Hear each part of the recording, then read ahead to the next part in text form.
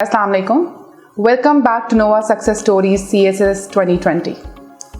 आज हमारे साथ CSS 2020 में कामयाब होने वाले एक कैंडिडेट है जिनकी allocation foreign services of Pakistan में हुई है, मोहम्मद शाज फ्रॉम कराची। अस्सलाम वालेकुम। वालेकुम अस्सलाम। कैसे हैं शाज? अल्हम्दुलिल्लाह, आप सुनाएं। शाज, आपको बहुत बहुत मुबारक हो। बहुत बहुत शुक्रिया। कैसा लग रहा है आपको फॉरेन सर्विस में एलोकेट होकर? माशाल्लाह से बहुत अच्छा लग रहा है। ये काफ़ी मेरी बड़ी ड्रीम थी कि फॉरेन सर्विस में एलोकेट हूँ और अल्लाह ने करम किया है। शाज, आपकी फॉरेन सर्विस कौन सी प्रेफरेंस थी? फॉरेन सर्विस मेरी सेकंड प्रेफरेंस थी।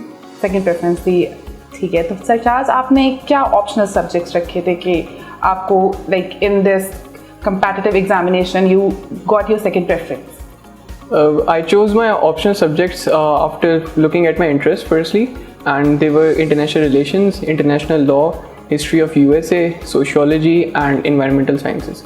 And basically I did engineering, and a major reason for opting for CSS was to gain a variety of knowledge, and I chose my optional subjects as kind of from those domains which I had never touched before. So I was kind of interested in international relations and all, and they worked well for me, alhamdulillah. So do you think it's easier to like opt subjects which you have not studied previously? Does it become harder to clear CSS? I think that the point that really matters is, are you interested in that subject or not? Because it's a very long journey. You have to prepare those subjects for almost an year and you get tired. If you're not interested in that subject, then you'll get tired definitely. Na? So what you need to do is make sure that you have interest in it. You may not have background in those subjects. They are actually designed in such a manner, they are arranged in such groups that you do not have backgrounds in all of them. So you choose some of them which I had a bit of background in my environmental sciences. I studied it in my chemical engineering. Other than that, I had no background in any other subject. Shaz, आपका education background जो है वो मुख्तलिफ था आपके optional subject से, साथ में I believe you were working somewhere as well. Yeah, I was serving at a government institution. तो आपने इस लाइक जॉब के साथ और इतनी टायरसम जो रूटीन है CSS की, आपने किस तरह इसको मैनेज किया? बेसिकली ये है कि जो सबसे इम्पॉर्टेंट चीज़ है वो ये है कि आप पहले से प्लान बनाएं, स्ट्रेटजी बनाएं कि आपने किस तरह टैकल करना है सारे सब्जेक्ट्स को। मैंने ये किया था मेरे केस में कि मैंने स्टार्ट किया था अराउंड मई 2019 में, मार्च 2019 था वैसे। उसमें मैंने पूरा टाइम टेबल बनाया था कि मैंने इस वीक में जैसे इंटरनेशनल रिलेशन करना है, फिर मैंने नेक्स्ट वीक में जो इंटरनेशनल लॉ करना है। इस तरह मैंने पूरा टाइम टेबल बनाया था कि मैं इस वीक रिविजन के लिए छोड़ूंगा, इस वीक संडेज़ में ऐसे के लिए छोड़ देता था। तो इस तरह मैंने पूरा टाइम टेबल बना लिया था स्टार्ट से एंड तक। वो टाइम टेबल इतना स्ट्रिंजेंटली फॉलो नहीं हुआ था, बट मैंने उसको बनाए खुद को थोड़ा कंस्ट्रक्ट करके बनाया था कि वो ना फॉलो होने के बावजूद भी मेरे जो है कवर हो गया था सारी चीज़ें। तो बेसिकली आप टाइम मैनेजमेंट ठीक करें, अगर आप टाइम टेबल बनाएं, स्ट्रेटजी अपनी ठीक रखें, तो जॉब के साथ भी आराम से हो सकता है। तो क्या ये एजुकेशन बैकग्राउंड जो है, does it matter in CSS की उसकी तैयारी में हेल्पफुल होते हैं? मैं कहूँगा थोड़ा हेल्पफुल होता है इंडीड, बट ऐसा नहीं है कि मतलब आप मेरा एकेडमिक बैकग्राउंड जो है वो मेरा OA लेवल्स था, फिर इंजीनियरिंग थी। मेरे साथ लोग हैं जो कि बी फार्मा के भी हैं, डॉक्टर्स भी हैं, एक जूलॉजिस्ट भी हैं, तो बहुत वैरायटी है। तो एक कोई फार्मूला नहीं है कि अगर आपने ये किया होगा तो आप CSS कर सकते हो। आपका एजुकेशनल बैकग्राउंड कुछ भी हो सकता है। पॉइंट ये है कि आप मेहनत करने को तैयार हो नहीं, और आपके पास गाइडेंस ठीक है या नहीं है। तो शायद लाइक आपने इंजीनियरिंग की है, आपको ये CSS की मोटिवेशन कहाँ से मिली कि मैंने ये CSS करना है? बेसिकली इंजीनियरिंग के बाद मैंने थोड़ा टाइम जॉब की एक ऑयल कंपनी में, गवर्नमेंट OGDCL में जॉब की। तो वहाँ पे मैं प्लांट पे जब मैंने जॉब की तो मैंने रियलाइज़ किया कि प्लांट की लाइफ, इंजीनियरिंग की लाइफ बहुत मोनोटनस होती है वहाँ पे, और मुझे मतलब एक मीनिंग नहीं मिल रही थी आप कह लें। तो उसके बाद मैंने काफ़ी सोचा कि मैं क्या करूँ, मतलब मेरे लिए कौन सी फील्ड ज़्यादा रहेगी, बेहतर रहेगी। तो मेरे केस में ये है कि मुझे जो है वैरायटी चाहिए एक्सपीरियंसेस में, एक्सपोजर में। तो उसमें मैंने फिर रियलाइज़ किया कि जितना आपको एक्सपोजर CSS देता है, जितना आपको वैरायटी ऑफ एक्सपीरियंस CSS देता है, उतना कोई भी नहीं देता। और उसमें आपको जितनी फॉरेन सर्विस देती है उतनी शायद आपको दूसरी सर्विसेज नहीं देती थी। मतलब डिफरेंट काइंड ऑफ एक्सपीरियंस दूसरी सर्विसेज देती हैं, बट फॉरेन में भी आपको बहुत अच्छा खासा मिलता है। तो ये मेरी मेन मोटिवेशन थी स्विच करने की। So was there already someone in your family who was a CSP और उसको देख के you were like कि मेरा बनना है CSP क्योंकि ये बंदा भी CSP है? नहीं, there isn't anyone in my family who is a CSP. There are some of my friends and seniors who give me motivation. ठीक है, तो आपने अपने ऑप्शनल सब्जेक्ट्स का बताया, तो आपको किस सब्जेक्ट की तैयारी जो है वो सबसे ज़्यादा मुश्किल लगी कि यार ये सब्जेक्ट बहुत ट्रिकी था हैंडल करना? मैं कहूँगा मेरे केस में इंटरनेशनल लॉ ने मुझे थोड़ा ज़्यादा तंग किया, क्योंकि मैंने रख लिया था इतना ज़्यादा, मैंने उसके बारे में रिसर्च नहीं की थी जो मुझे करनी चाहिए थी, और मैं सजेस्ट करूँगा सबको कि करें। तो इंटरनेशनल लॉ का ये था कि मैंने उसको छोड़ दिया था एंड के लिए, और फिर जब एंड में उस पर बारी आई थी तब it was too late to change, और फिर मुझे पढ़ना पड़ा था। उसमें थोड़ा सा आपको उतने नहीं जितने आपको बाकी लॉ के सब्जेक्ट्स में रट्टे लगाने पड़ते हैं, बट थोड़ा बहुत आपको केसेस स्टडी करने पड़ते हैं, केसेस याद करने पड़ते हैं, तो उसने थोड़ा सा तंग किया था। आपके जो पढ़ने का तरीका था, लाइक बुक्स वगैरह जो आप कंसल्ट करते थे, तो नॉर्मली स्टूडेंट्स ये चाहते हैं ना कि एक सब्जेक्ट के लिए एक किताब हो और बस सुकून से तैयारी हो जाए, तो क्या एक सब्जेक्ट की तैयारी एक किताब से की जा सकती है CSS की? CSS में अनफॉर्चुनेटली ऐसा पॉसिबल नहीं है ज़्यादातर सब्जेक्ट्स के लिए, तकरीबन सब सब्जेक्ट्स के लिए ये पॉसिबल नहीं है, क्योंकि उन्होंने जो FPSC ने सिलेबस डिज़ाइन किया होता है वो भी काफ़ी ब्रॉडली डिज़ाइन किया होता है, और उसमें ये है कि आपको कुछ सब्जेक्ट्स के लिए कोई बुक कंसल्ट करनी पड़ेगी, कुछ सब्जेक्ट्स के लिए कोई बुक कंसल्ट करनी पड़ेगी। तो उसमें यह है कि मुझे मेरे केस में हमारे जैसे for example international law, international relations के केस में हमारे टीचर थे नोआ के, उन्होंने एक टाइम टेबल बनाया हुआ था, उन्होंने एक टेबल बनाई थी एक्सेल शीट के, उसमें उन्होंने बताया था कि ये वाला टॉपिक आपको इस बुक से अवेलेबल है, ये वाला आपको इस आर्टिकल से मिल जाएगा। तो उस तरह की मुझे गाइडेंस मिल गई थी कि आपने ये यहाँ से करना है, ये यहाँ से करना है, तो विच वॉज रियली हेल्पफुल, पर एक बुक से नहीं हो सकता था। ठीक है, तो what different did you did in your second attempt? I studied. You studied? I did not study in my first attempt. In my first attempt was just to get a grasp of what it's like to give that exam, and that's it. Second attempt में study किया, अल्हम्दुलिल्लाह।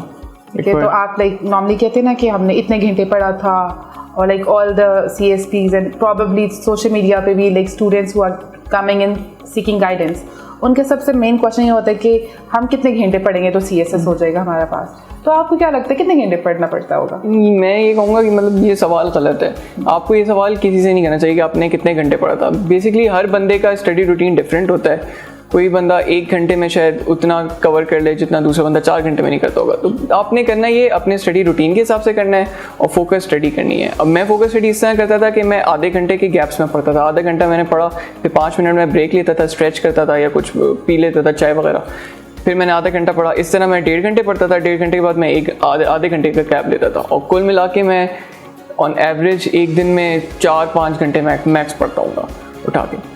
तो इस तरह मैंने पढ़ा, पर वो फिर 4-5 घंटे जो मैं लगाता था तो वो बहुत फोकस्ड होते थे। उसमें मैं मोबाइल साइड में रख देता था, और लैपटॉप पे भी मैं अगर यूज़ करता था तो मैं अगर वाईफाई की ज़रूरत नहीं है तो मैं वाईफाई भी ऑफ कर देता था। तो बेसिकली आप अपने टाइम के हिसाब से पढ़ें, बट जो टाइम उस पर लगाएं उसमें आप सही फोकस्ड रहें, तो मैं कहता हूँ वो इम्पोर्टेंट है। तो ये जो CSS है इसकी तैयारी में like there are lot of things that you have to do, कि ऐसे करना है, प्रेसी करनी है, वोकैबुलरी बेहतर होनी चाहिए, ग्रामर अच्छी होनी चाहिए, but what is like one thing कि यार इसके बगैर CSS नहीं हो सकता? तो आपको हर चीज़ पे फोकस करना है, आपने सारे सब्जेक्ट्स को इक्वली वेटेज देना है, क्योंकि आपने अगर आप एक में भी फेल हो गए तो यू डन, कोई फ़ायदा नहीं है उठा के। तो आपने हर सब्जेक्ट के लिए पढ़ना है। अब वो है कि पढ़ने का तरीका उनके लिए सिमिलर हो सकता है, मतलब मेरे केस में ये था कि मेरा फॉर्मूला था, मैं कहता था कि 33% आप रीडिंग पे फोकस करें, 33% आप रिवीजन पे फोकस करें, और फिर 34% आप प्रैक्टिस पे फोकस करें। उसके लिए ये है रिवीजन की पे आपका फोकस करने की वजह ये है कि CSS बहुत लंबा प्रोसीजर होता है, तकरीबन आपको पूरा 1 साल का प्रोसीजर है। तो होता ये है कि आपके जो जैसे यूनिवर्सिटी वगैरह में एग्जाम्स होते हैं उसमें होता है आपके 1-1 महीने बाद आपके मॉक्स होते रहते हैं, और आपका रिवीजन होता रहता है, कोई असाइनमेंट सब होता रहता है। CSS में ये है कि आप पूरे 1 साल आपने तैयारी की और 6 दिन में लिटरली जो भी होता है हिसाब किताब सारा क्लियर हो जाता है। तो इसमें ये है कि आपको रेगुलरली रिवीजन करना बहुत ज़रूरी है खुद से। मैंने गोल सेट किए होते थे, मैं तकरीबन 2 सब्जेक्ट्स कंप्लीट करता था ऑप्शनल्स या कंपलसरी, तो उसके बाद मैं पुराने सब्जेक्ट का रिवीजन कर लेता था। तो इस तरह कोई गोल सेट करें और रिवीजन फोकस करें। और तीसरा जो प्रैक्टिस है, प्रैक्टिस इज़ रियली इंपॉर्टेंट, क्योंकि यहाँ पे आपको टाइम मैनेजमेंट में हेल्प होती है, आपको कॉन्फिडेंस मिलता है और आपको आपकी गलतियाँ पता लगती हैं। और प्रैक्टिस में इम्पॉर्टेंट ये है कि आप लिखें और आप खुद भी चेक करें उसको, आपको खुद कुछ गलतियाँ मिलती हैं तो आप उनको ठीक करें। और आप किसी को कोई अगर आपका सीनियर है जिसको आप जानते हैं जो सर्विस में है, या बेहतर है कि कोई टीचर हैं जो कि पढ़ाते हैं CSS, तो आप उनसे चेक ज़रूर करवाएं। तो इन तीनों चीज़ों का अगर मिला के चलते हैं तो फिर आई थिंक काफ़ी हेल्पफुल होता है। शायद आप अपने नोट्स वगैरह कैसे बनाते थे? क्योंकि स्टूडेंट्स को नोट्स मेकिंग में बहुत प्रॉब्लम होती है कि सब्जेक्ट है, इतना लेंथी है, इसके अगर नोट्स बनाएंगे तो कैसे तैयारी ख़त्म होगी ना, रिवाइज भी करना होगा तो ये मुकम्मल नहीं हो पाती तैयारी। नोट्स मेकिंग का फॉर्मूला क्या है? मेरा नोट मेकिंग का फॉर्मूला मैं कहूँगा मतलब इन्वर्टेड पिरामिड टाइप का फॉर्मूला था। मैं पहले जब फर्स्ट टाइम स्टडी करता था तो मैं बहुत थरो नोट्स बनाता था पूरी डिटेल में ना, लाइक एक सब्जेक्ट के मैंने कोई 100 पेज के नोट्स बना लिए। फिर ये करता था मैं, जैसे बताया कि मैं हर रेगुलर इंटरवल्स के बाद रिवीजन करता था, तो फिर मैंने जब अगर 3 महीने बाद रिवीजन किया तो मैं फिर उन नोट्स से रिवीजन करता था और फिर उन नोट्स को मैं कंडेंस कर देता था। पहले का मैंने 100 पेजेस के नोट्स बनाए थे तो इस दफ़ा मैं 50 पेजेस पर उसको ले आऊँगा। ऐसे ऐसे करके मेरा एम ये था कि जब पेपर्स करीब आ गए थे तो हर सब्जेक्ट्स के मेरे पास मुश्किल से 2-3 पेजेस के नोट्स थे, मैक्स 4 पेज के नोट थे। तो इससे ये होता था कि बार बार रिवीजन भी होता रहता था, आपके नोट्स भी कंडेंस हो जाते हैं, क्योंकि जब पेपर्स करीब आते हैं तो आपने 6 दिन में आपने 12 पेपर्स देने हैं, तो आप 100 पेजेस के नोट्स तो नहीं पढ़ सकते, तो आपके नोट्स भी कंडेंस हो जाते हैं, आपका रिवीजन भी होता रहता है। उसके अलावा ये है कि कुछ सब्जेक्ट्स में आपको फैक्ट्स एंड फिगर्स याद करने होते हैं। उसके लिए माशाल्लाह से अब टेक्नोलॉजी बहुत आगे चली गई, आपके पास ऐप्स बहुत अच्छी ऐप्स हैं। फ्लैश कार्ड्स बनाने की एक एंकी ऐप है, वो मैंने यूज़ की है, और नोट टेकिंग की बहुत सारे तरीके हैं, यूट्यूब पे बेशुमार वीडियोज़ पढ़ी हैं, तो उनसे मुझे बहुत हेल्प हुई थी। मेमोराइजेशन टेक्निक्स वगैरह यूज़ की थी, तो इवेंचुअली फिर जो है अच्छे नोट्स उस तरह बन गए थे। तो शायद माशाल्लाह आप एलोकेट हो गए फॉरेन सर्विस में, तो अल्हम्दुलिल्लाह माशाल्लाह। तो कोई any peer, any friend, any teacher, any person in your life जिसने काफ़ी इम्पोर्टेंट रोल प्ले किया आपके सक्सेस में? एक स्पेसिफिकली अगर कहूँ कि स्पेसिफिकली CSS के केस में तो मेरे दोस्त हैं, दोस्तों ने बहुत हेल्प किया। मेरा एक दोस्त है वो OMG सर्विस पे मिनास, तो माशाल्लाह से रूम में ही बैठे हुए हैं, तो उन्होंने बड़ी हेल्प की। गाइडेंस स्टार्ट से ही उसने गाइडेंस दी थी, और उसने 2018 में दिया, तो मैंने पहली अटैम्प्ट दी थी उसके साथ दी थी, तो माशाल्लाह से वो एलोकेट हो गया, तो उसने काफ़ी गाइडेंस दी। फिर ऑब्वियसली फैमिली बहुत सपोर्टिव थी स्टार्ट से एंड तक, पर फैमिली सपोर्ट देती थी तो गाइडेंस दोस्त देते थे और सीनियर्स देते थे और ऑब्वियसली टीचर्स देते थे। तो आई थिंक सबकी हेल्प थी, सबकी सपोर्ट थी, सबकी गाइडेंस थी, जिससे मिलके जो है अल्हम्दुलिल्लाह कामयाब हुए।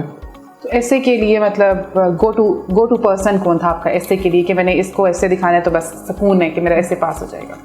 ऐसे के केस में मुझे थोड़ा डर था, मतलब एक मिथ ऐसे में काफ़ी बनी होती है कि आप एब्स्ट्रैक्ट ऐसे से दूर रहें, आप ना प्ले सेफ, ऐसे में ये ऐसे में आपने सिर्फ पास होना है। तो उसमें ये है कि मैं भी शुरू में डरा हुआ था, मैं सिर्फ एक्सपोजिटरी एसेस लिखता था, फिर मैंने थोड़ी हिम्मत की, मैं आर्गुमेंटेटिव एसेस लिखता था, फिर मैं एब्स्ट्रैक्ट एसेस से दूर रहता था।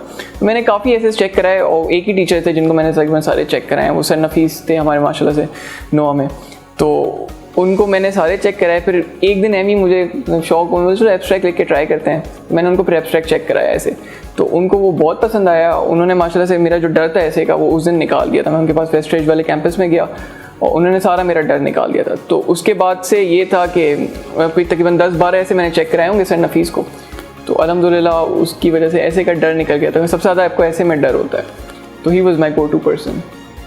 तो कोई इंटरेस्टिंग इवेंट या होता है ना कि आपकी जर्नी जो ना बहुत लंबी सी है, तो इसमें there are lot of highs and lows, तो बहुत सारी मेमोरीज आ जाती हैं कि यार ये हुआ था CSS में, because the process itself is maybe difficult but like beautiful as well, right? तो कोई इंसिडेंट जो आप शेयर करना चाहें? आई थिंक कि रिटन की तैयारी के केस में तो मतलब मैं काफ़ी सीरियस था यहाँ पे। मैं रिटन की तैयारी करने आता था तो मैं इतना फोकस नहीं करता था बाकी चीज़ों पे, पर इंटरव्यू की तैयारी में उसमें बहुत मज़ा आया, बहुत अच्छे ग्रुप्स बने। इवेंट अगर ये कहूँ तो ये था कि जब मेरा रिटन क्लियर हुआ तो मैं मिठाई लेके आया अकेडमी में, तो अकेडमी मैंने सर को दी। अब एक होते थे हमारे जो है वो रिसेप्शन पे बैठे थे, तो ही used to be the invigilator, जो मॉक टेस्ट हमारे होते थे उसमें। तो शुरू में मैं उसके सामने से गुजरा तो उन्होंने मुझे नहीं पहचाना, मैं अंदर चला गया। फिर जब मैंने मिठाई दी तो सर अली ने मेरे नाम से मिठाई उस बंदे को भिजवाई ना तो उस बंदे को जब पता लगा कि शाह साहब ने मिठाई दी है, तो जब मैं वापस बाहर आया तो मुझे कहता है कि सर मैं आपको शक्ल से नहीं पहचानता, पर मैं आपको नाम से पहचानता हूँ। तो मैंने बोला यार अभी तो नाम बना भी नहीं है इतना, अभी तो सिर्फ रिटन क्वालिफाई हुआ है, एलोकेशन तो होने दो। तो उसने कहा सर आपने इतने टेस्ट दिए, इतने मॉक टेस्ट दिए, क्योंकि वो इन्विजिलेटर होता था, वो पेपर चेक करता था, तो मेरा नाम पढ़ता रहता था। तो कहते सर आपने इतने टेस्ट दिए कि मुझे आपका नाम याद हो गया। बेसिकली इससे ये भी पता लगता है कि प्रैक्टिस कितनी इंपॉर्टेंट है, क्योंकि मैंने बहुत की थी आगे। जी, तो कोई मैसेज जो आप फ्यूचर एस्पिरेंट्स को देना चाहें कि किस तरह से वो भी मेहनत करके और किन गाइडलाइंस को फॉलो करते हुए CSS को क्लियर कर सकते हैं? फ्यूचर एस्पिरेंट्स को मैं ये कहूँगा कि CSS में जो सबसे ज़्यादा बड़ा हर्डल है वो यही है कि CSS में मिथ्स बहुत हैं, बहुत मिथ्स एग्जिस्ट करती हैं। जैसे मैंने स्टार्ट किया था तो अब जैसे मैंने सोशल मीडिया पे खोला, मैंने 1-2 वेबसाइट्स हैं वो खोली, तो उन पे लिटरली मछली बाजार बना हुआ था, हर कोई अपना ओपिनियन दे रहा था। अब थोड़े बहुत लक का फैक्टर होता है। अब जो एक अगर स्ट्रेटेजी किसी एक बंदे के लिए काम कर गई हो तो ज़रूरी नहीं है वो आपके लिए काम करे, हर बंदे की स्ट्रेंथ्स अलग हैं। तो उसमें ये है, मैं कहूँगा कि आप गाइडेंस के लिए सही बंदे को अप्रोच करें, उसमें आप टीचर्स को अप्रोच करें। टीचर्स का फ़ायदा ये है कि अब ये जो एक CSP ऑफिसर है कोई, अगर उसने टीचिंग नहीं करता, उसने सिर्फ खुद क्लियर किया है, तो वो एक दफ़ा गुजरा उस प्रोसेस से, मैक्स 3 दफ़ा गुजरा होगा। टीचर्स कोई 10 साल से पढ़ा रहे होते हैं और उन्होंने कोई हज़ारों बच्चों को पढ़ाया होता है, तो वो हर बच्चे की स्ट्रेंथ वीकनेस भी पढ़ सकते हैं और उसके हिसाब से मोल्ड करके आपको एडवाइस देते हैं। तो मैं ये कहूँगा कि गाइडेंस बहुत इंपॉर्टेंट है और बहुत इंपॉर्टेंट है कि आप स्टार्ट में ही सही बंदे को ढूंढने जो आपको गाइड करे। तो आई थिंक एस्पिरेंट्स के लिए सबसे इंपॉर्टेंट मैसेज यही होगा। ठीक है, thank you so much Charles. Thank you so You much. have taken your valuable time and you have come to. It's a pleasure. It's a pleasure. Thank you so much और बहुत बहुत मुबारक हो फिर से। Thank you so much. अल्लाह आपको और कामयाबी। इंशाल्लाह। Thank you so much. So this is it for today. We'll come back with a new session with a new CSP officer of CSS 2020. Thank you.